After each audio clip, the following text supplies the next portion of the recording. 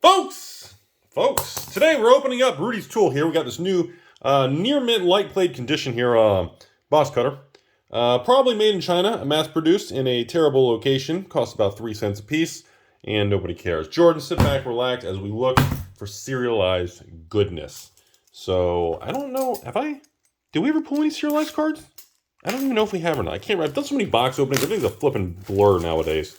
So, sit back, relax. How's everyone doing? Brothers War on the excitement of serialized conversations with the new Lord of the Rings 2023. I know it does feel like that they kind of feels like they want to do one serialized product per year. Like they don't want to overdo the serialized, but I feel like one a year seems like what Wizards is doing. So Jordan S, thanks for being a very kind patron. Good luck. Obviously, artifact heavy, which is Rudy's fave. Collector booster box here, where you got a bunch of unique cards and fancy land cycles and some little dragon actions, but again, the artifact, double tap on coding. Hey, defense grid. You know how expensive this used to be? That was a really big thing. Unwinding clock for the flashy one. So obviously this set is all about the artifact, which is why Rudy remains very bullish long-term on a product like this, because there is no substitute. Little flesh gorger. All you need is a few regular cards and mythics to do well. And then in the future, so I love this. Look at this Firewalkers. And all you need is a few of these random artifacts. God, look how crazy. Look at that defense grid.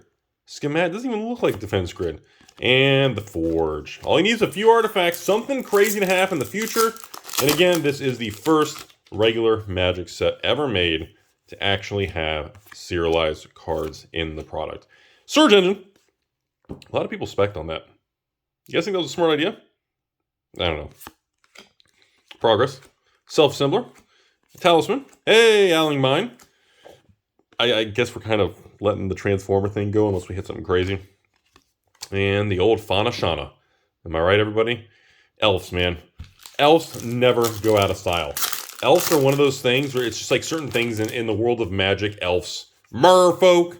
Goblins. Certain cards just never really become uncool, I guess you could say. The Stasis Coffin. Such a meme card. Exile the coffin, you gain protection from everything, because you gotta hide in your coffin. Good flavor. Do you guys really think I look like that? I feel like you do.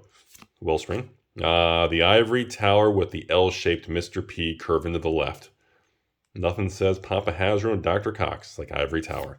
And, ooh, beautiful amulet there. And Scientist. And, ooh, gorgeous. Beautiful Platinum Angel.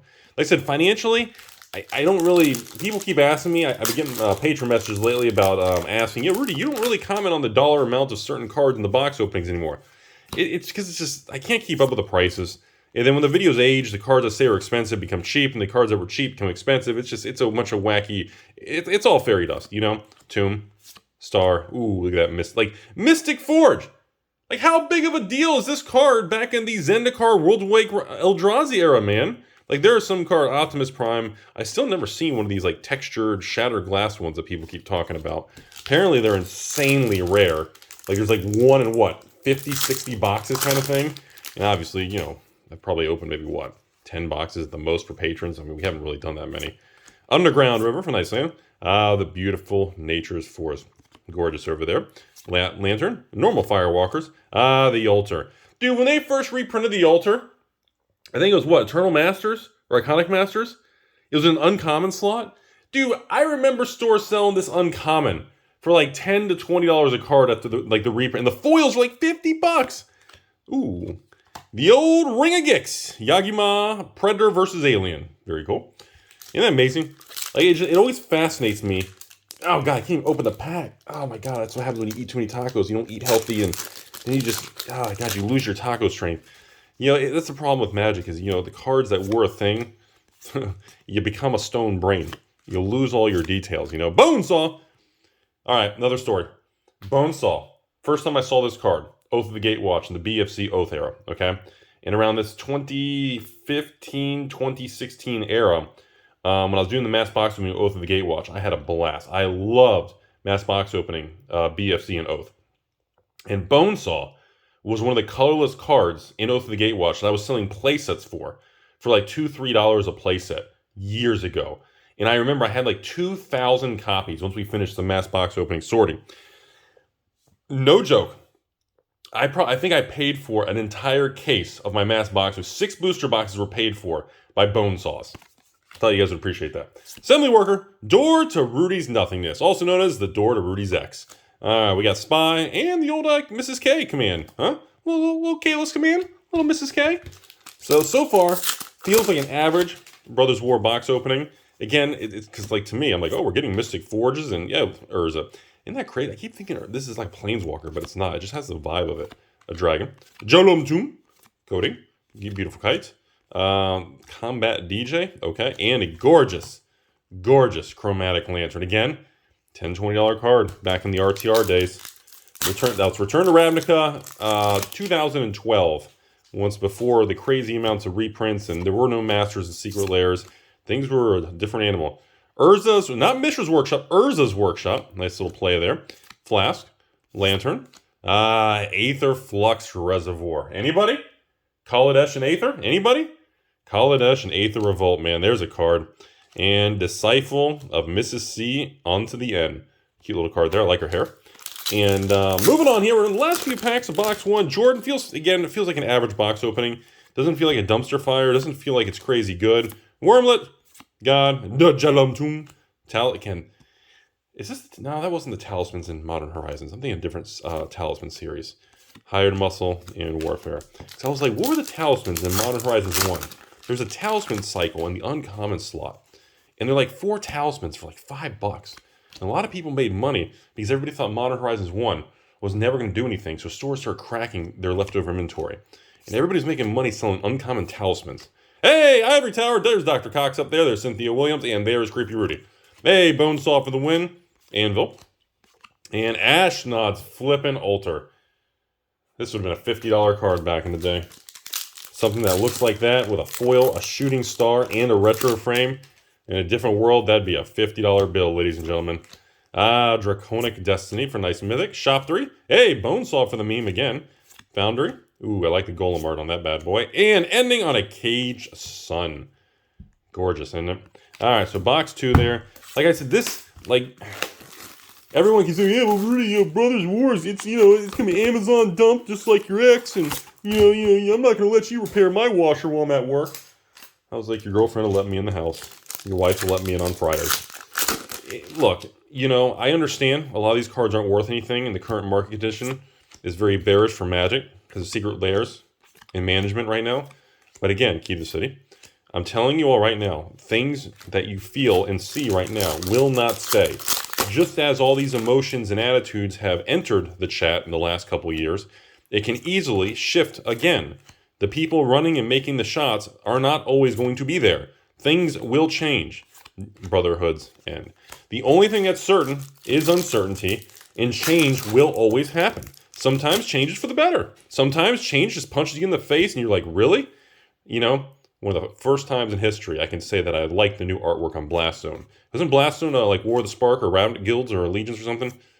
I still don't like that artwork. I'm sorry. No disrespect, Rob Alexander. I've even met you, Rob. No disrespect, Rob. I'm just not a fan. Sorry, man. Still love you. Still love you. A little inappropriately. All right. Sigil. Orb. And, ooh, God. God, if that was only serialized, how flipping amazing that card would be right now. Holy smokes. All right, so as we are digging through box 2 here, like I said, so far it feels pretty average. It doesn't feel like we're blowing down the wall here and making the big money. Again, ooh, look at that gorgeous Thorn, man. I bet that thing in foil. Oh, look at the staff. It's the first time I've seen one of these bad boys. Oh my goodness, beautiful. And, the serialized artifacts are holding up really well. Like, I was very skeptical once we had another set announced that was going to have serialized cards. $50 bauble. Once upon a time, that was a $50 bauble. Unwinding Clock. Once upon a time, I thought that the serialized cards, once they announced the next set with serialized cards, Lord of the Rings, I thought for sure they would all tank and collapse. Like, oh, they're not special anymore. And I was wrong, man. Serialized cards, that is how my head looks. Chromatic Star. And Charbelcher. Oh, and a Blade Coil Serpent for the Extended Art Borderless Showcase specialty version of the foil. Ladies and gentlemen, we are down to the last 6 packs of this box opening, but I thought for sure the serialized cards were going to have a huge swing in price once they weren't special, and nobody cares. people are still very excited about serialized cards. Like, even these Brothers of War serialized artifacts, the market remains really strong for them if you can flip and get them. Most people I know haven't really pulled them. Everyone just kind of buys them online from other people who don't want them, who are just like, oh, I don't care about them. I'm not going to, hey, if I can get $500 for a card with a number on it, hey, ooh, look at that. Golly, black blade. That last slot there with that retro foil. Those things look so good with that shooting star foiling, man. That old brown artifact border. Oh, looks so good, man. But anyways, I mean, most people I know are just, they're kind of seeking out. I even know there's even people out there, collectors and investors, that are like seeking out sets of like certain numbers of foil, serialized cards. Adaptive Automaton. Should I give you guys a story? I'll give you a story here. Hold on. I'll give you a story. Adaptive Automaton. M12. One of the most successful rares of Rudy selling $5 to $10 rares of the Automaton. I'm pretty sure that's the same one. Obviously, all the different arts and variants kind of confused my brain a little, but I'm pretty sure that's it. Talisman. Inspector. We got the Trawler. And Key to the City. I was hoping for serialized. Every time I get to that last slot, my heart always skips a beat. And I'm like, come on. This is going to be it, Jordan. We're going to hit it, Jordan. I know. The odds are so low. But hey, we can get excited. There's nothing wrong with that. Inspector. Coding. Gauge, son, and a Mishra's Command. So overall, that's going to be about it for the video here. Jordan, thanks for being a very kind patron. All the cards are heading your way. And ladies and gentlemen, oh, Waking in the Wood there. Haven't hit that foil mythic. Oh, and a Clay Champion, double foil, double mythic, triple mythic. Urza's in the close. Triple flipping mythic. 4 mythics by Rexian Prosser. Technically 5 mythics, but Optimus Prime. Whoa, that was a pretty crazy last pack. But anyways, I just want to say that overall, I still think out of all the products, I know Dominar United had Lost Legends and, Princess Lily, but dude, this set, with the land cycle, the artifacts, the serialized cards, man, I can't imagine how the market's going to look at this set in 5 years. That's all I have to say. Just think about that.